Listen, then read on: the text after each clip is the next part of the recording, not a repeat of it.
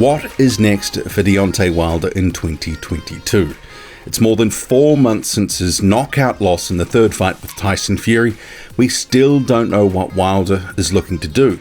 He's given a hint he may do something called ayahuasca, which, as Auntie Google informs me, is a South American-based psychoactive brew used both socially and as ceremonial spiritual medicine among the indigenous people of the Amazon basin, and he's looking to do that to make a decision. He says, that's going to be my decision-making process. Boxing's put a bad taste because of what it's done to me. It's dangerous, politics, cheating. I still have love for the sport though. So undecided all these months on, and he has hinted potentially at retirement, but in my view, Deontay Wilder won't retire. He won't want to leave on 2 consecutive losses. I don't see him being able to take that with the level of ego that he possesses.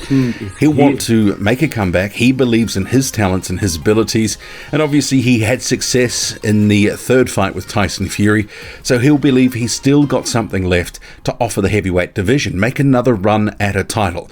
I'm sure he doesn't want to leave the sport on a knockout loss, 2 losses in a row over the course of 2 years.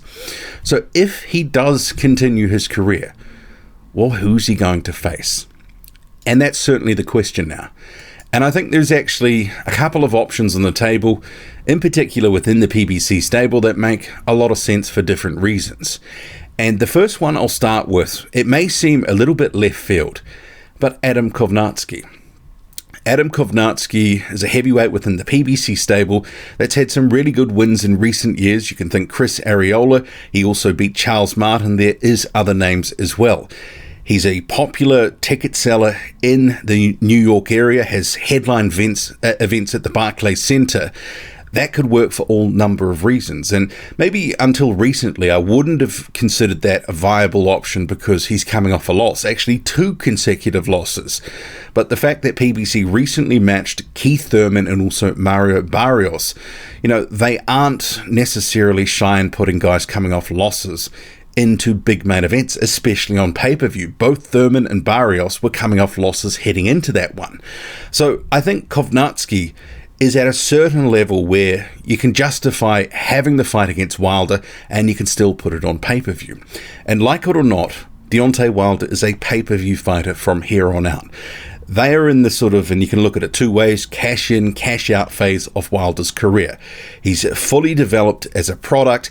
They're going to try to make the most out of him money-wise that they can in his remaining fights in the heavyweight division, if in fact he continues to fight. But I think that Kownacki, as a warm-up fight for something bigger and better, makes a lot of sense. And we've seen some vulnerability, obviously, with Kownacki in recent fights against Robert Helenius, 2 losses on the bounce to Helenius. But you can also make a case that other guys in the PBC stable, even one that Kownacki has beaten, you've had Charles Martin headlining with Luis Ortiz. Those are 2 decent heavyweights. Kownacki's beaten Martin before, Ortiz and Martin on pay-per-view. And you could argue, does he deserve Kownacki after being a headliner, a ticket seller, popular fighter with the Polish community, drawing fans in, eyeballs to PBC cards? Is he up for some sort of make good from Al Heyman? Especially considering a couple of years ago, he was offered the Anthony Joshua fight. Obviously, that was a shot at 3 heavyweight titles. Turned it down. Said he had other things going on, and that other next thing ended up being a fight with Chris Arreola. So he had an opportunity for 3 belts on the line, turned it down. So perhaps this, a fight with Deontay Wilder, big pay-per-view event, Wilder's comeback fight, you could see that working. And I think it's a possibility, especially if they want to have Wilder come back at a certain level. Because the other option is, basically, you have to have him coming in for a harder fight. And the other 2 names that I think sort of fall into that category, which are makeable fights right now within the PBC stable, Robert Helenius being one, the other Andy Ruiz Jr. Robert Helenius has the gold title within the WBA, so there could be a route there to go to try get a mandatory shot against the WBA belt holder.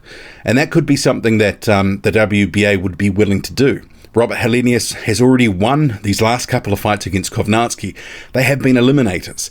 Helenius has been saying, just make me the mandatory. But if Helenius and Wilder, they fought, that is certainly a fight worthy of the mandatory. But there is some risk there, obviously. Helenius, big guy, 6'7", same size as Wilder. He's got some skills. He can fight coming forward and also on the back foot. So there is, certainly some risk there. But if you really want to make the biggest fight available, Andy Ruiz Jr. is the name. But will they jump straight into that? And that's why I throw out a name like Adam Kovnarski as an interim step. But if they do, Andy Ruiz Jr., Deontay Wilder, it is one of the biggest fights in the heavyweight division that can be made outside of the champions.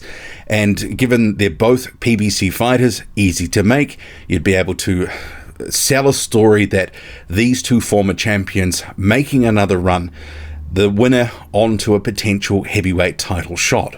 So it could certainly work. And obviously Ruiz and Wilder ranked highly in the WBC in particular.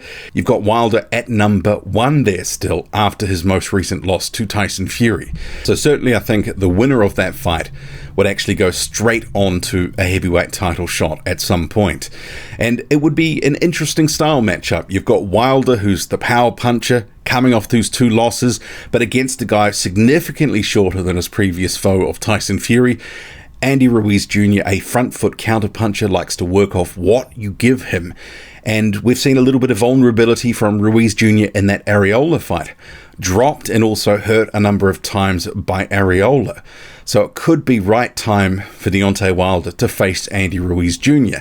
But obviously, similarly, Ruiz Jr. is dangerous. And if Wilder has sort of had something taken out of him, who knows how much he's got left in the tank. It could be there for Ruiz too. But it's an interesting matchup and a fight I'd want to see. But obviously a number of things to weigh up. And because in boxing we never really get what we want when we want it, this is why I'm thinking there could be a fight, ahead of a fight with Andy Ruiz Jr. against Adam Kovnarski type, just because they may want to sort of gauge where Wilder is at. What's he got left? Sort of 2 losses in a row. They probably want to get that winning feeling back. Clip the ticket on the pay-per-view front as well. And other possible names, we've heard Joseph Parker say he wants to face Wilder, but you're going to need to go to PBC. Charles Martin, he's coming off a loss. Is that a possibility? He put up a decent effort against Ortiz. That could be something that could work as well, a la the Kovnarski one. But Kovnarski probably, in New York and the Barclays, it ends up being a little bit bigger in terms of the fight being a sellout, no doubt. And I think he could probably shift more pay-per-views than Martin. There's other names floating around, but Deontay Wilder, you have to remember as well, has fought a lot of the competition within the PBC stable. He's fought and beaten Chris Areola, Luis Ortiz ×2, Dominic Breazeale, Gerald Washington. We don't want to see those again, surely not. There is Frank Sanchez hanging around as well, but he's probably not far enough in his career, and he's not really a name, a ticket seller. It's going to be a hard sort of cover to probably sell that, and Frank Sanchez is on the way up. Adam Kovnarski has taken some losses now, but he's still relatively popular. I think they could make that work. Robert Helenius is an option, and that's that sort of intermediate step between Kovnarski and Ruiz Jr., at least in terms of the scale and the toughness of those fights. But Ruiz Jr. is the fight if they want something big, because that will sell. There'll be a lot of interest. But what do you make of it all? What do you want to see happen? Drop a comment loud and often. Hit like, hit subscribe. Follow me on Twitter, boxing_squared. I'm out.